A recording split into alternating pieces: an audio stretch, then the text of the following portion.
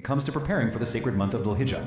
You know, as we get closer to this time of year, there are these centuries-old instructions that tell us exactly how to prep, both physically and spiritually. So today, we're taking a deep dive into a very specific practice. It comes straight from the foundational texts, and it's something you actually need to pay attention to before the new moon even shows up in the sky. Let's get right into it. So let me just ask you directly.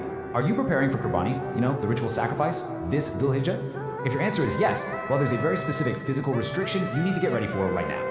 Because it's not just about, buying the animal or figuring out the logistics. It's a real commitment, and it actually starts with your own body. This ancient requirement tells us exactly how to handle our personal grooming from the very second the month begins, all the way until your sacrifice is totally complete. Okay, so let's look at the timeline here, because it is incredibly precise. Your window to get everything sorted starts before the moon is sighted. Basically, if you need to cut your hair or clip your nails, now is the time to get it done. Why? Well, because the moment that new moon of Dhul Hijjah is spotted, you hit pause. You literally stop all cutting and clipping. And this physical pause, it stays fully in effect until the day of Qurbani, right when your specific sacrifice is actually completed. Only then are those physical restrictions finally lifted. Now, to truly grasp the weight of this timeline, we really need to look at where it comes from. We have this authentic hadith from Sahih Muslim, and it gives us a crystal clear, direct instruction from the Prophet Muhammad, peace be upon him. It says, when the moon of Dhul Hijjah is sighted and any of you intends to sacrifice, he should not cut his hair or nails. I mean, it doesn't get more straightforward than that, right? If you have the intention to sacrifice, that physical restraint has to kick in the exact moment the month begins.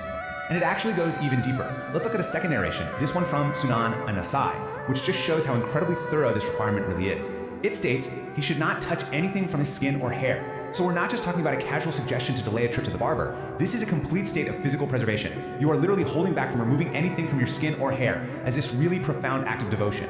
So you might be wondering, what's the why here? Why do we do this specific restriction?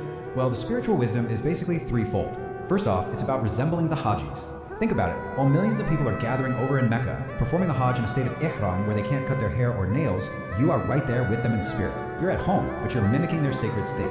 It's like bridging that huge geographical distance through the shared physical restraint. Second, it's a direct way to honor Allah's command and really respect the sacredness of the month. And finally, you're actively earning reward just by following the prophetic tradition. It totally transforms what seems like a simple physical rule into a deeply spiritual act. Okay, so how do Islamic jurists actually classify this? Well, there's a bit of a spectrum, but everyone definitely agrees that it's super important. The vast majority of scholars classify this practice as sunnah muakkada, which means it's an emphasized sunnah that's highly stressed in the tradition. But some scholars take it even a step further and view it as close to wajib or practically obligatory. But regardless of the exact label, the main takeaway across the board is undeniable. This is a massive deal, and anyone intending to offer a sacrifice absolutely shouldn't take it lightly. Before we wrap up, I want to quickly clear up a really common practical detail that tends to trip people up. Who exactly in the house does this apply to? The ruling applies directly to the individual who is physically offering the sacrifice. So, if one person is doing the Qurbani on behalf of the whole family, the restriction on cutting hair and nails falls squarely on that specific person making the offering. Actually, scratch that. It's not even about the whole house. It applies only to the individual making the personal commitment. It's tied directly to their personal intention to sacrifice. And that brings us to a much bigger question to reflect on. As you physically hold back from just a simple haircut or clipping your nails over these next few days, ask yourself, how else can you align your daily habits with the absolute spirit of the Hajj? This physical pause we've been talking about, it's really meant to spark a spiritual awakening. It's an external reminder of a much deeper internal devotion. We pray that we are all granted the ability to follow this sunnah beautifully and perfectly. Thank you so much for joining me for this explainer, and I really hope this gives you the clarity you need to prepare meaningfully for the sacred days ahead.